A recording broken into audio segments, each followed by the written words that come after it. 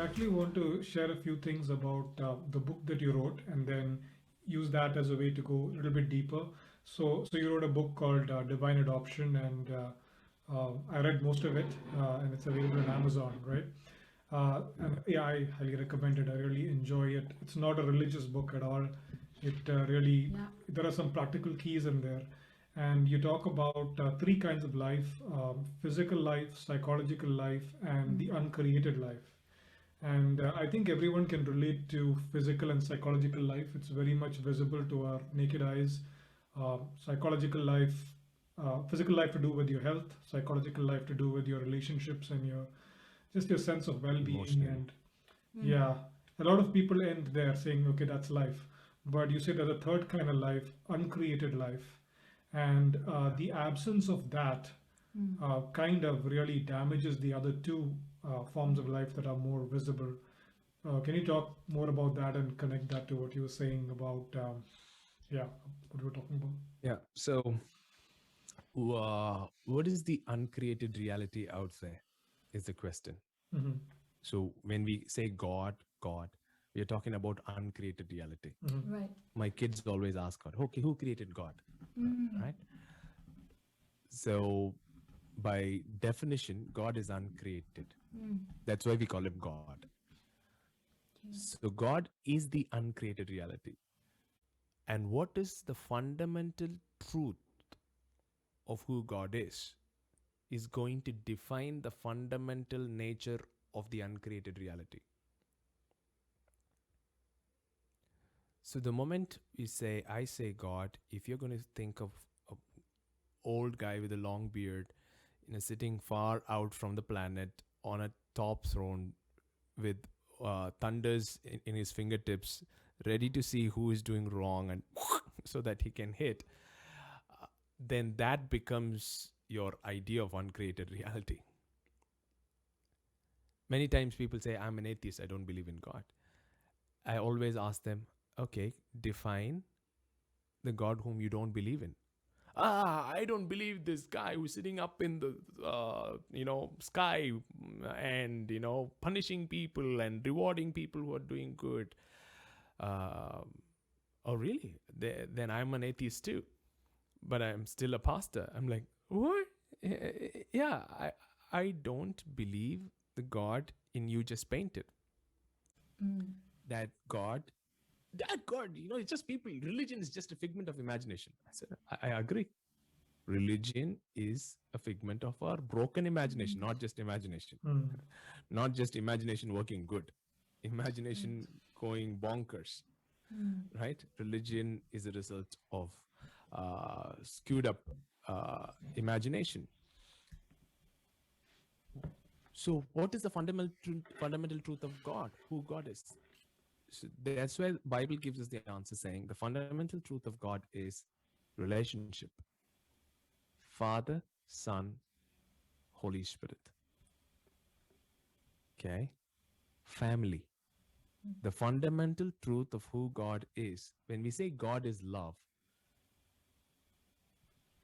love is not love unless it is shared. Mm. Wow. Mm. If all I love is myself, it's not love. So God is not a Mm. solitaire person. Before he created anything, before he Right. created anything, God is, if is a solitaire person, then all he could do was love himself. And if that solitaire God creates a man, he creates out of a need. But the Bible talks about the triune God who has been relational forever. Mm-hmm. Mm. So this divine relationship between the Father, Son, and Holy Spirit, this uncreated reality, is this Mm. relationship. Mm-hmm. Right. So this relational reality is the life that belongs to God alone, Mm. Yeah. which the Bible calls as eternal life or Zoe life. Mm-hmm. Mm. So the Zoe life is the uncreated reality. And we are the crazy gospel story is God decided to create us so that we can participate of that uncreated, so Mm. that the created can take part of the uncreated reality. that was given as a choice. It was not enforced, Right. because true love always gives freedom to say no. Mm. True love always gives freedom to say no, and it doesn't change Mm. its nature based on your response. Mm. So, Mm. so, but we refusing it Mm. has consequences. Yeah. For example, when you pour diesel into a petrol car, it doesn't work because we are not designed. So, like that, when mankind is created for a relational reality, when he partook of knowledge of good and evil, he was pouring the wrong stuff into his system, which made his system cease, right? Stop, malfunction, and finally die. God never creates death. God never created darkness. It doesn't have ontology. So all evil is good twisted. Mm. Absence of light is darkness. Right. See, light travels, right? You can study light, Mm-hmm. photons. But do you know Yeah. scientists can never study darkness? Mm-hmm. Mm. They cannot measure the speed of darkness because darkness doesn't have ontology. Mm. Can you It define doesn't have ontology? being. Being. Being. Okay. Okay. Mm. It is absence of something. Mm-hmm. Darkness is absence. So death, God never created death. Death is Mm. absence of life. Mm. So everything what we call evil is good twisted. Mm. So when mankind twisted, part twisted himself by believing a, lie, that's where the whole thing began. And so this Zoe uncreated reality is our home. We call heaven as heaven because it is full of this reality. Mm. You remove this reality from the so-called place heaven. You can have your pearly gates, your golden streets or mansions, whatever you have imagined up to, right? And you remove this reality from that place, you will still not call it heaven. Right. Wow. So what makes heaven heaven is this reality of relationship, unconditional, absolute, open, vulnerable, no shame relationship between three persons, which we are all called to participate in. Mm. And that's where our true home is. That's where our true identity is. That's where our true healing is. That's where our true hope is. And this God is not going to force you or rip you through your own prison doors that you have built because he loves you. He's going to come and stay with you inside your prison and slowly walk you out according to your pace.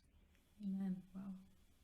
Someone who's watching, who's hearing this for the first time, uh, how do they tap into this uncreated life?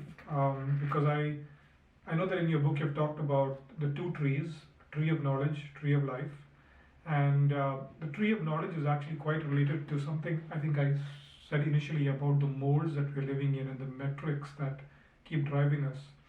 So this tree of life seems to be really entrenched in every human being as soon as we are born on this earth. But the uncreated life, how does a person tap into that uncreated life? Again, the uncreated life is not a person. It's not a program, it's a person. And God has put that being inside of us. The Father has put Christ within us, and he is a person. And all you need to do is talk to him. Mm. Jesus, are you in me? Mm. And he will answer you. Okay? And he is in and you did not put him there. Okay? Mm. He is in you and you did not put him there. You just get to find him there. And where he is in your most broken, shameful places, So true. Mm. which you are not willing to look into. There is the story of the shack, you know, Yeah. right? So Mackenzie is the character. He's hurt. There is the shack where his daughter was killed. He's so angry with God. And finally, he gets a, invitation from God to meet with him in the shack.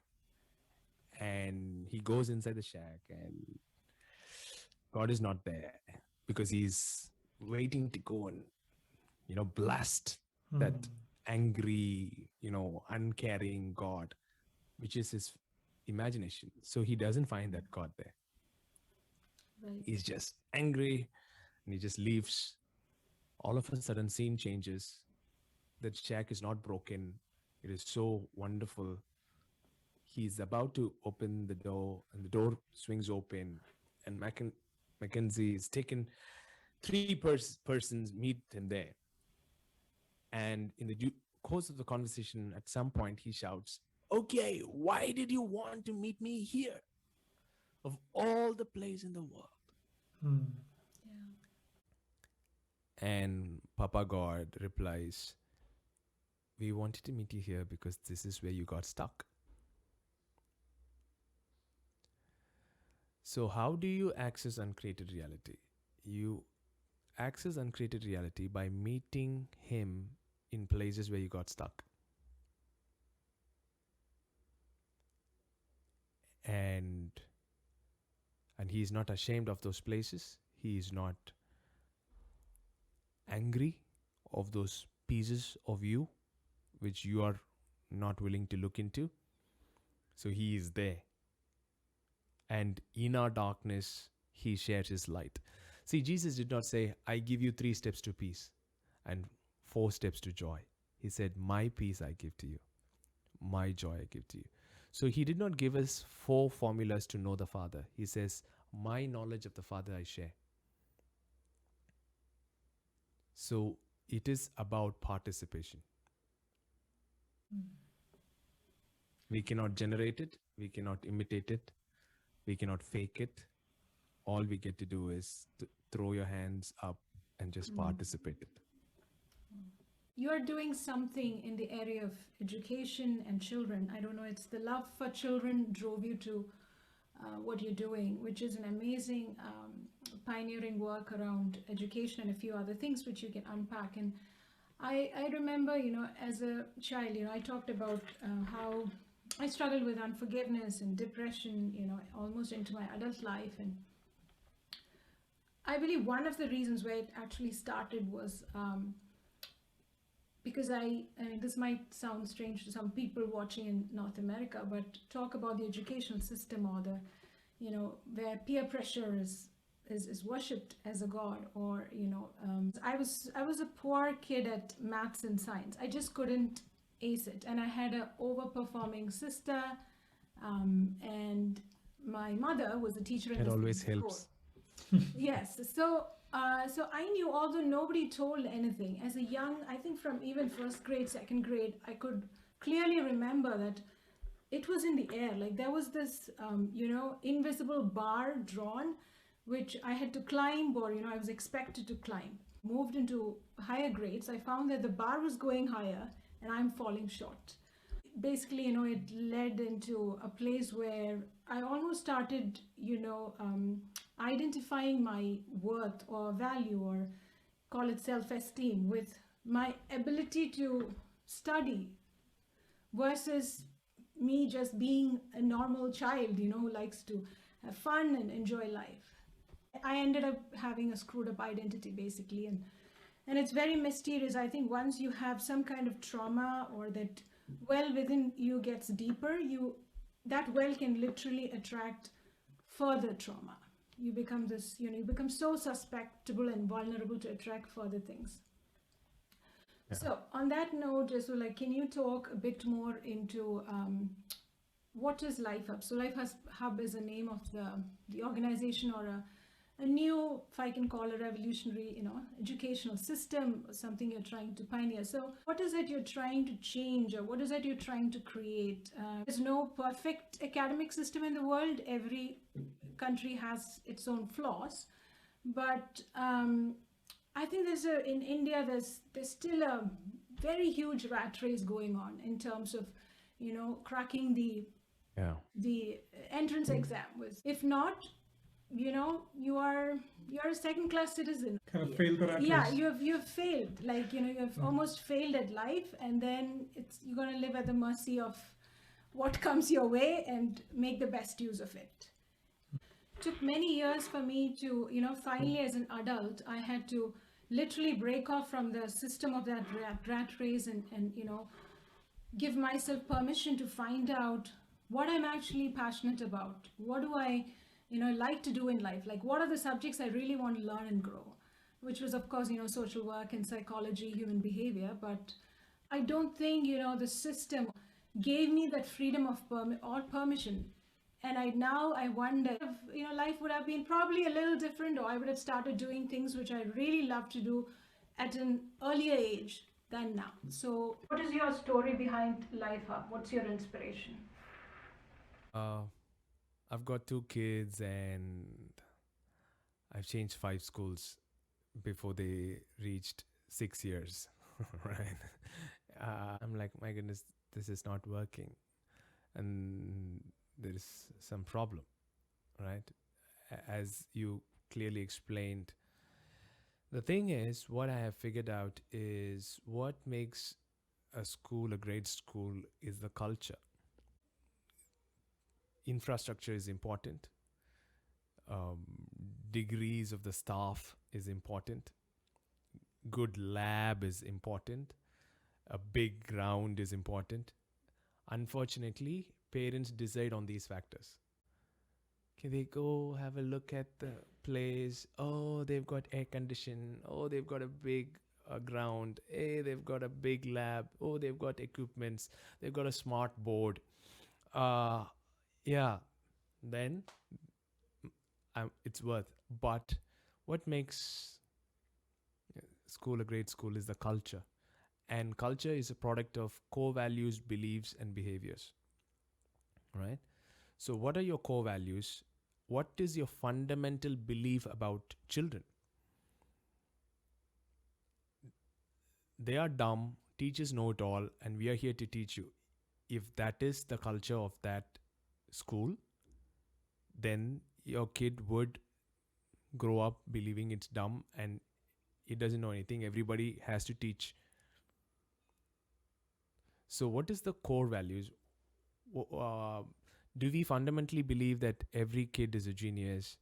Do we fundamentally believe that every kid is a learner? As I was telling you, we all come into this world as learning machines. Within 1 year, we learn to roll, get up, and then to walk, and then to talk, and how many languages. From which book did we learn the first 3 years? We learned so many things just through mimesis, just through the family culture. So we are all default learners, and then we put them to school and they stop learning. And then again, they start learning when they're out of the education system. Right?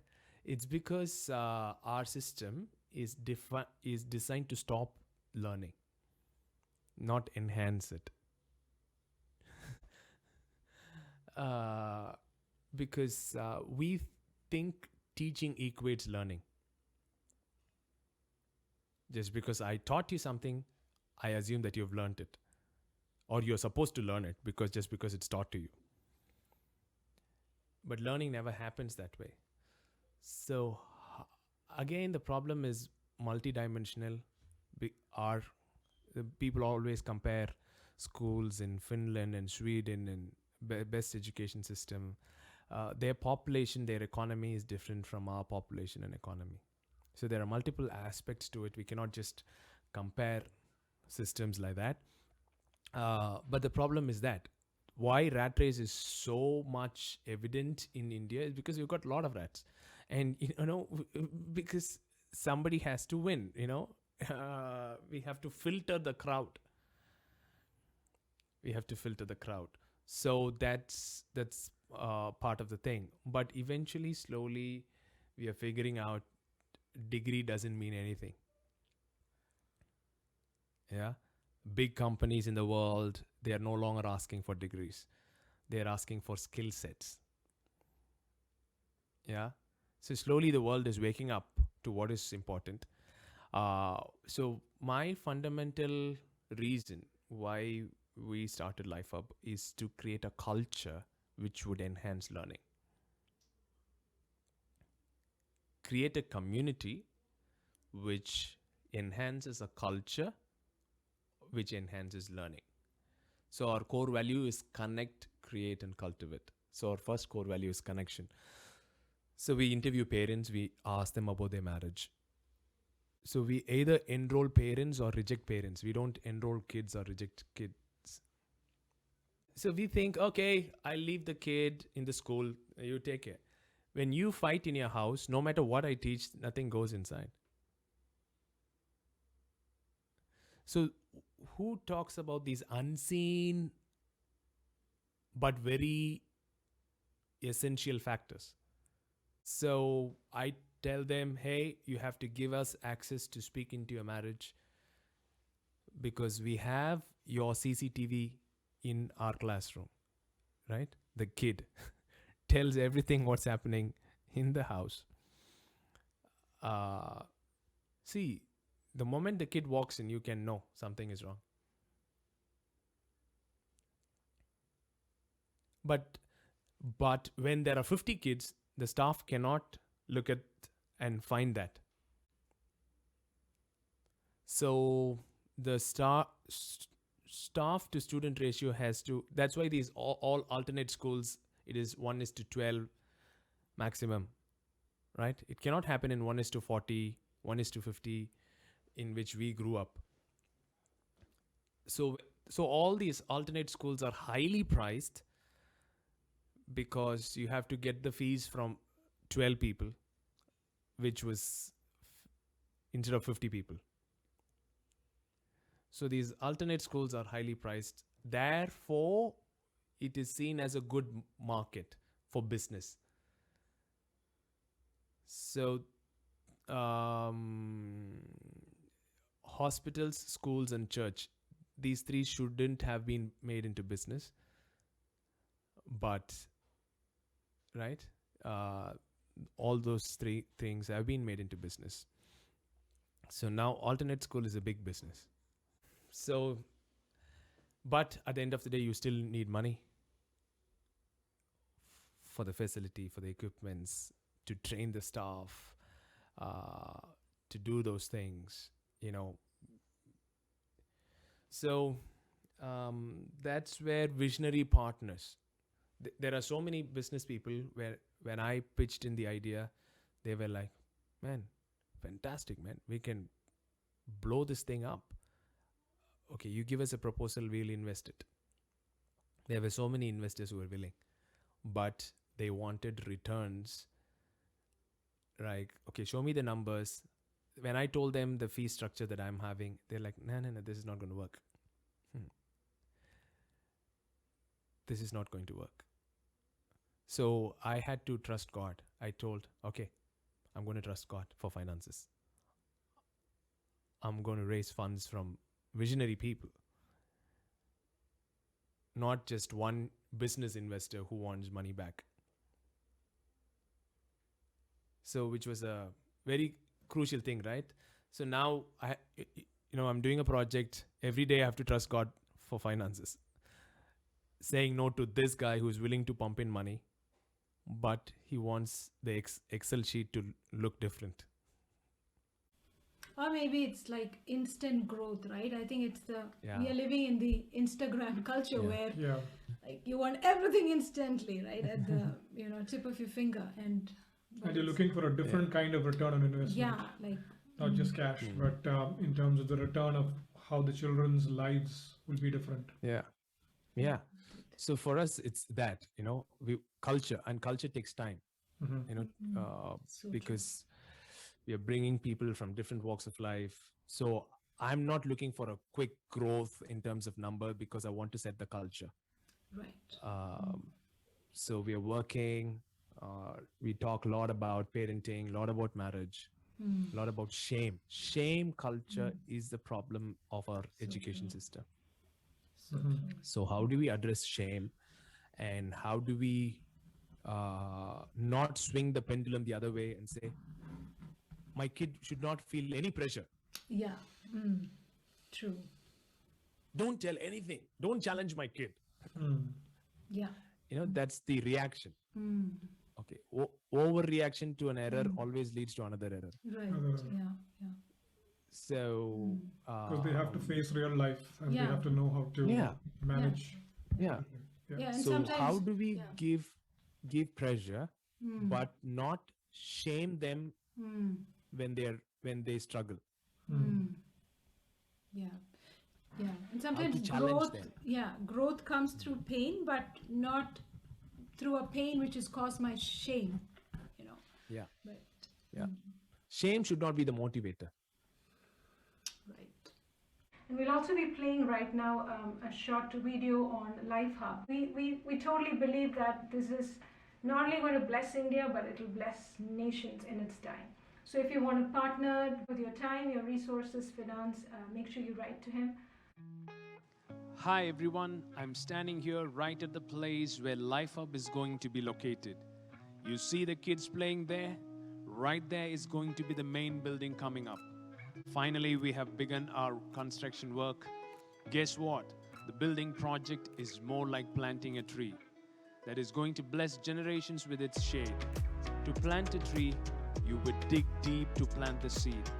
Similarly, for the building, you would dig deep to lay down the foundations. We need to clear the site of any debris, pull out unwanted stuff, and put down solid foundations in which the whole structure is going to stand. Working with these kids is just like that. It's more precious and important than the building itself. Here, we dig deep into their precious little hearts, root out the debris of lies about their identity, and lay rock-solid values as foundations of their lives. Soon, they would all be grown and become the future of our nation. I'm so excited in this journey to see their lives transformed. Moreover, it is not just going to be a place where we work on these kids. It will be a place where a beautiful multi-generational community thrives, where the young and the old play together, celebrate together, and grow together. Our vision is to build this learning center and make it an innovation hub where solutions to many real-world crises are found. Not only that, once we are able to finish the complete project with labs and equipments, we are planning to invite the kids from the local community who are underprivileged to come and learn for free in the evenings, conduct workshops for robotics and coding for them. We see a tremendous opportunity to work with the local community and empower them. I want to invite you to be part of this adventure. We need 2 crores to finish this building, and I encourage you to be part of this by donating whatever amount you can. Remember, the seed that you sow bears fruit for generations to come. Together, we can make a difference. God bless you.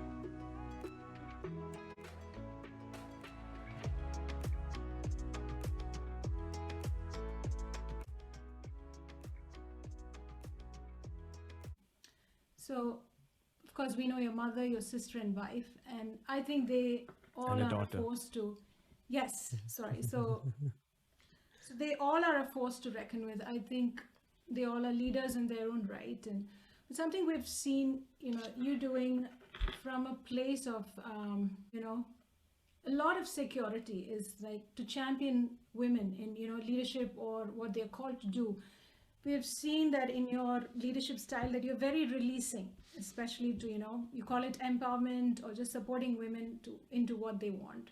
Let's say there's a man watching, and he could be a father, brother, husband, and he knows that there is a leadership ability, or there is something she's called to, work or pioneer into, which is usually done by a man in that culture or nation.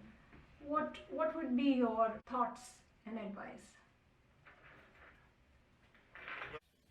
Yeah, as you mentioned, mom, sister, wife, and daughter. So I've got 4 ladies in the house. Uh, right? And I enjoy all those relationships. All those relationships is unique in its way, but same in some sense. God designed womanhood in such a powerful manner, right? Uh, Fundamentally, we have this problem because we see God as male, only male, or only masculine nature. All our pronouns in the Bible is he, but there is this feminine nature to God. As much there is masculinity, there is this femininity within Trinity, is something people have not understood. It begins there, right? I'm not saying God is male or God is female. I'm saying God has masculinity and femininity within him equally, within the being of God, right? That's why he was able to create Adam and Eve in his image. So both of them were image bearers. Both of them had the dominion charge, and both of them had the blessing. God blessed them, not blessed him. Uh-huh. God blessed them to be fruitful, to multiply, to subdue, to replenish. So the dominion mandate is equally for Adam and Eve, because both of them are image bearers of God. So we need to start there. And again, our identity, our idea of hierarchy comes from Trinity. We think Father, Son, and Holy Spirit, and therefore we think husband, wife, and kids. But there is no hierarchy, vertical hierarchy within Trinity. It is circular. It is face to face, open. Other focus, other centered, self giving, perichoretic love. So, in which the Father serves the Son, and his capacity to serve is called as headship.